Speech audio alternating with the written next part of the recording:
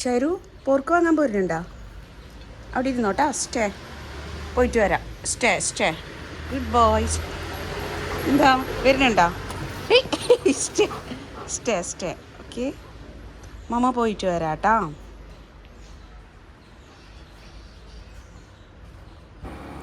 നമ്മുടെ വീട് തളിക്കുളത്താണെങ്കിലും നല്ല പോർക്ക് കിട്ടുന്ന ഇടം കണ്ടശാങ്കടവാണ്.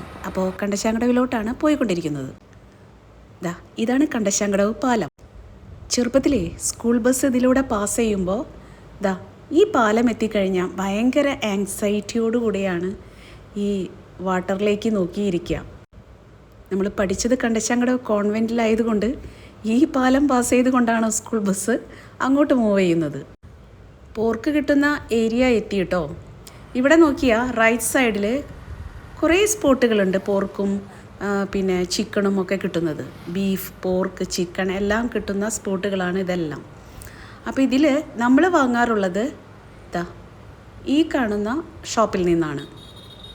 ഇവിടെ ചിക്കണും പോർക്കും അവൈലബിൾ ആയിരിക്കും കേട്ടോ. കുറച്ച് കാലം മുൻപ് ഇവിടെ നിന്ന് പോർക്ക് വാങ്ങിച്ചപ്പോൾ നല്ല ഫ്രഷ് ആൻഡ് നീറ്റായിട്ട് നമുക്ക് കിട്ടിയത് കൊണ്ട് പിന്നെ കട മാറ്റി പിടിച്ചിട്ടില്ല. ഇവിടെ നിന്ന് തന്നെയാണ് വാങ്ങാറ്.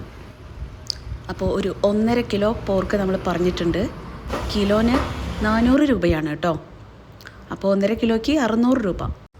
അപ്പോൾ നമുക്ക് പോർക്കൊക്കെ കിട്ടി. ഇനിതാ നമ്മൾ വീട്ടിലേക്ക് എത്തിയിരിക്കുകയാണ്. വീട്ടിലെത്തുമ്പോൾ ഒരാളിവിടെ വെയിറ്റിംഗ് ആയിരിക്കും കേട്ടോ. സിറ്റ് ഔട്ടിൽ ഒരാൾ വെയിറ്റിംഗ് ആയിരിക്കും. ഇപ്പോൾ കാണാം ഓടി വരുന്നത്. സൈറസിൻ്റെ വക ചെക്കിംഗ് ഒക്കെ ഉണ്ട് പുറത്ത് പോയി വന്നു കഴിഞ്ഞാൽ. ഇനി നമുക്ക് ഈ പോർക്ക് നന്നായിട്ട് വാഷ് ചെയ്തെടുക്കണം. കണ്ടോ, നല്ല ക്ലീൻ ആയിട്ട് ഇരിക്കുന്ന പോർക്കാണ്. എങ്കിലും നമുക്ക് നന്നായി വാഷ് ചെയ്തെടുക്കാൻ വേണം.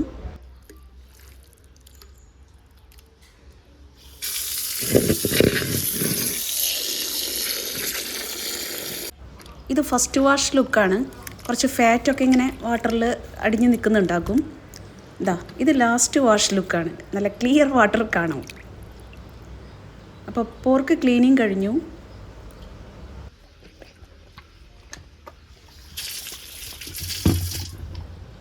അപ്പോൾ പോർക്ക് കുക്കിംഗ് പ്രോസസ്സിന് റെഡി ആയിട്ട് ഇരിക്കുകയാണ് ഉരുളിയിൽ. ഇനി ഇതിലേക്ക് വേണ്ട സാധനങ്ങൾ ഓരോന്നോരോന്നായിട്ട് നമുക്ക് ആഡ് ചെയ്ത് കൊടുക്കാം.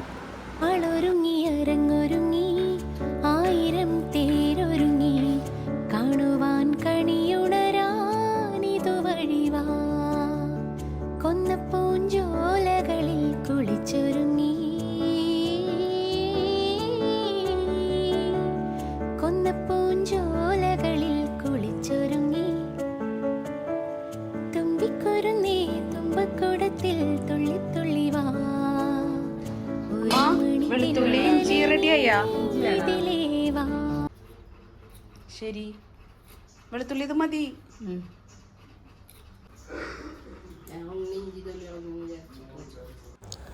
അമ്മ തൊലി കളഞ്ഞു വെച്ച ഇഞ്ചിയും ഗാർലിക്കും എല്ലാം കൂടി അരച്ച് പേസ്റ്റാക്കി എടുത്തു.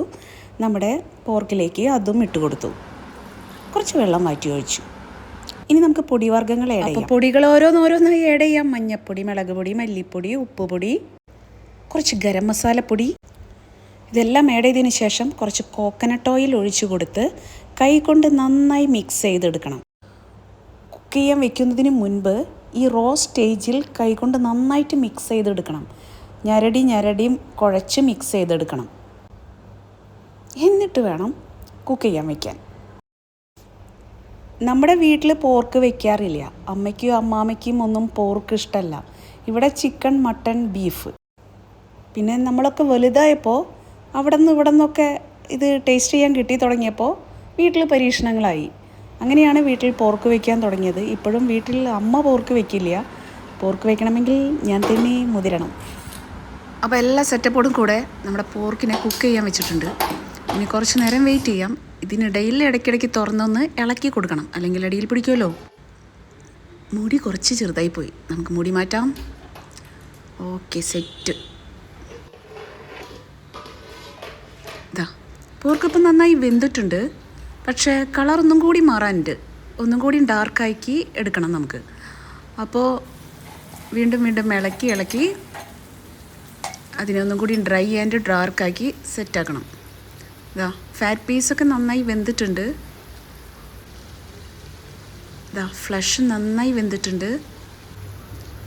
ഒന്നും കൂടെ ഡാർക്കാക്കി എടുക്കണം. ഇതാണ് ഫൈനൽ ലുക്ക് കേട്ടോ. അപ്പോൾ നമ്മുടെ പോർക്ക് ഫ്രൈ ഇവിടെ റെഡിയാണ്. ഇനി നമുക്ക് നല്ല ചോറും മീൻചാറും ഈ പോർക്ക് ഫ്രൈയും ഒക്കെ കൂടി കഴിക്കാം.